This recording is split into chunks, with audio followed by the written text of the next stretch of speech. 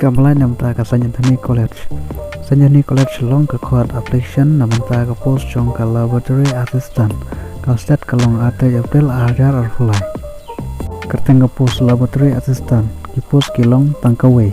Ka age limit kat kum ka Government of Meghalaya rules ka jinsio kat kum ka college no. Kam experience.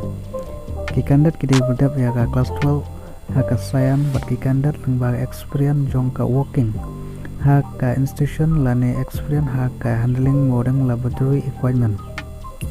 Kumno ban apply ki kandidat ki budon ka interest ki lawan sungit da ka pendap ha ka prescribe application form bat kumju ya ki mark sheet jong ki kandidat bat ki sha ka office jong principal ka Sanjani College bung file load Shillong.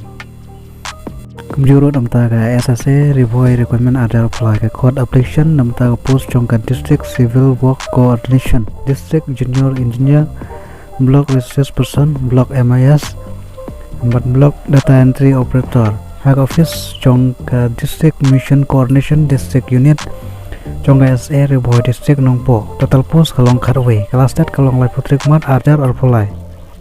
District Civil Work Coordination ki post kilong tangkawai keran pule BE BTech lengba asnam ka experience hakane ka fail.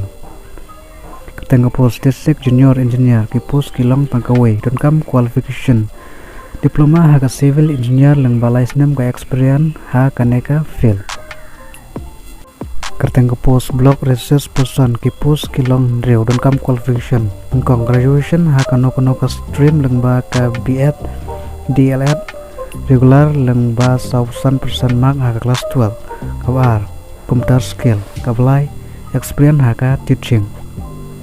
Kerteng post block MIS ki post kilong tangkawe dan kam qualification BSc lane BSc computer science lane graduate lengba ka DOE ACC level A na kono ka recognized university lane institution jong ka cisnam experience.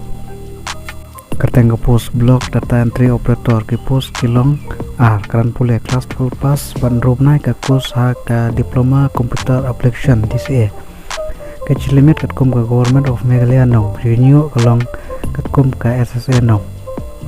Kumno ban apply ke application ha ka standard form kumju bat contact number bat zero copy jong ki document ka bade ban poi sha office jong ka district mission coordination district unit jong ka SSA SEMAM Revoy district nongpo ashwa kalai putri umat ajar arpulai ki aplikan kila abenpa ya ki application lengba ka under design email rbd waynon ssa ssam yahoo.com.